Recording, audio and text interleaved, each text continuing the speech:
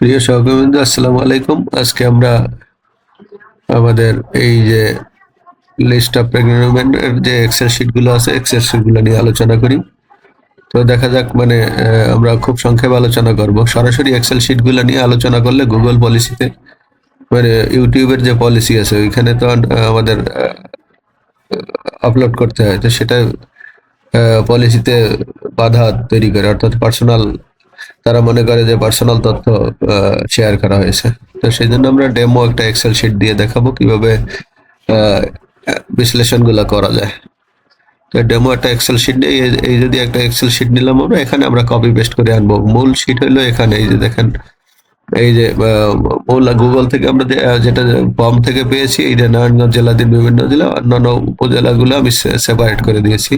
উপজেলা ভিত্তিক, even union ভিত্তিক। আপনারা ইতিমধ্যে যাদের ইমেইল আছে তারা পেয়ে গেছেন, কর্মকর্তা কর্মচারী সকলেই। তো আমরা এখানে ডেমো শিটটা দিয়ে আমরা দেখি যে আসলে কিভাবে আপনার ডাটাগুলো বিশ্লেষণ করবেন। তো এই যে দেখেন আমাদের এই সেলগুলো আছে, এটা এবিসি কলাম আছে, আবার নিচে 1 2 3 রো আছে। এগুলা রো আর কলামের মিলনস্থলকে সেল বলা হয়। এই প্রত্যেকটা সেল নিয়ে এক্সেল।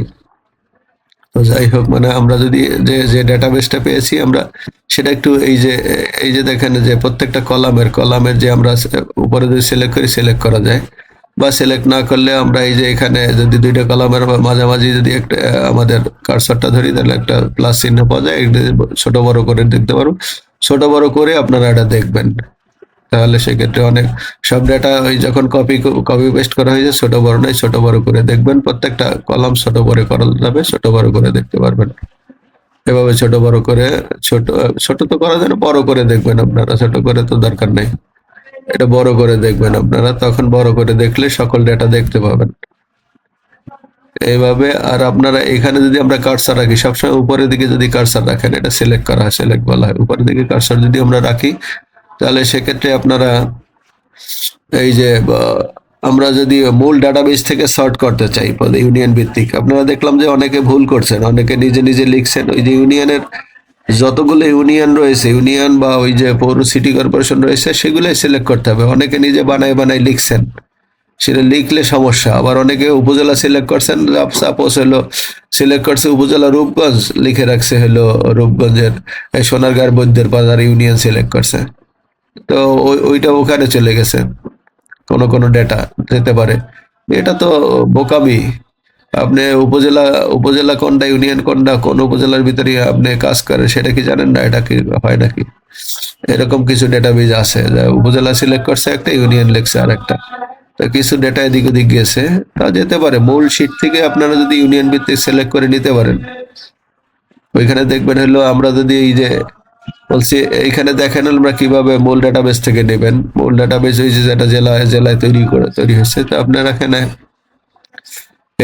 রাইট হ্যান্ড কর্নারে যে সর্ট অ্যান্ড ফিল্টার আছে, এই সর্ট অ্যান্ড ফিল্টারে আমরা চাপ দেবো। এখানে দেখবেন এখানে ফিল্টার একটা অপশন আছে। এই ফিল্টার অপশন অপশন থাকলে, এখানে ডেটা থাকলে, এই ফিল্টার অপশনে আপনার এই যে দেখি ফিল্টার অপশন আসে কিনা। ডেটা না থাকলে ফিল্টার অপশন আসবে না, মানে আসে না।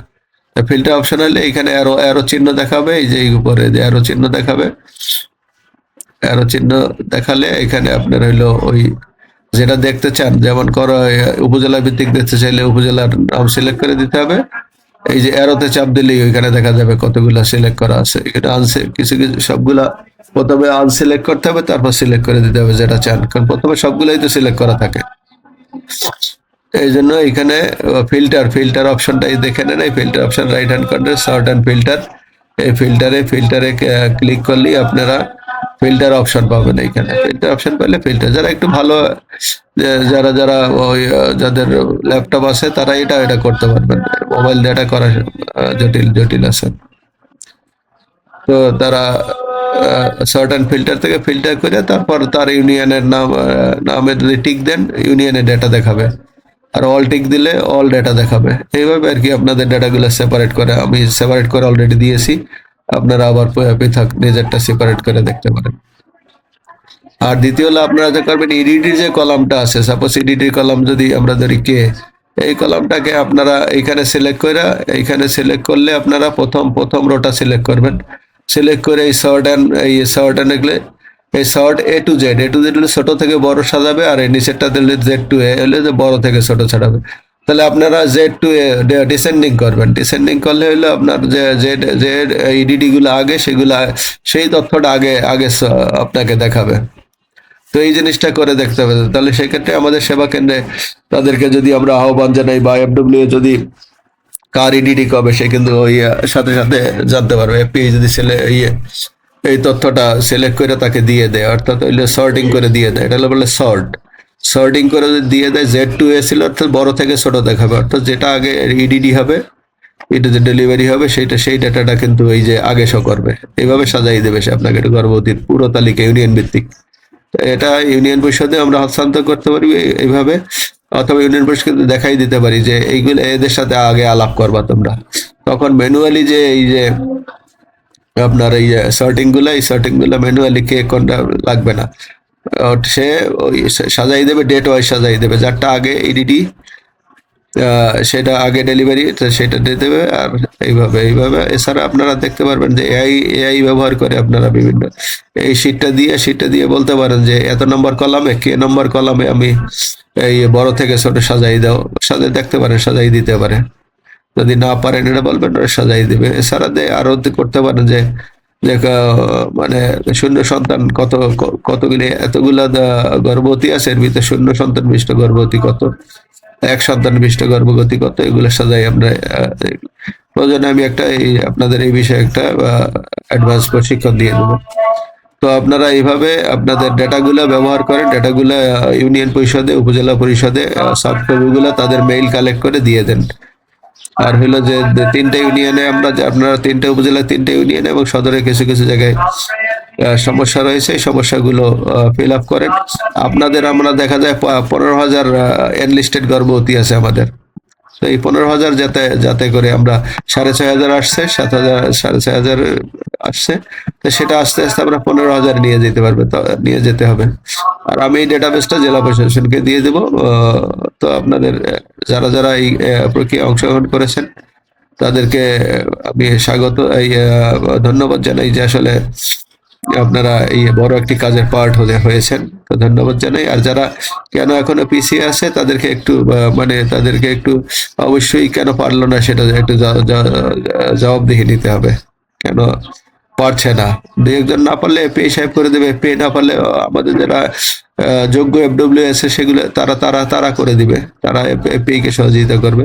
তো আমি মনে করি সকল ইউনিয়ন, সকল উপজেলায় এই গুগল ফর্ম ব্যবহার, তারপর ডাটা অ্যানালাইসিসের জন্য কিছু স্টাফ তো রয়েছেন যারা গুগল ফর্ম, অধিকাংশই গুগল ফর্ম ব্যবহার করতে। ডাটা অ্যানালাইসিসের জন্য কিছু স্টাফ রয়েছেন। আমি প্রত্যেক উপজেলা থেকে 2 জনকে সিলেক্ট করে আমি আশা করি অচিরেই আপনাদের প্রয়োজনে একটা প্রশিক্ষণ দিয়ে দেবো। যাদের ল্যাপটপ আছে বা বাসায় কম্পিউটার রয়েছে তাদেরকে প্রায়োরিটি দিয়ে প্রত্যেক উপজেলা থেকে 2 জনকে আমরা যদি সিলেক্ট করি, ওই 2 জনই আপনাদেরকে এটা করে দিতে পারে। তো ধন্যবাদ জানাই আপনাদেরকে, আমাদের একটা বড় কাজে অংশ নিয়েছেন, তো সেই জন্য আপনাদেরকে ধন্যবাদ জানাই। তো আর তেমন কিছু নাই।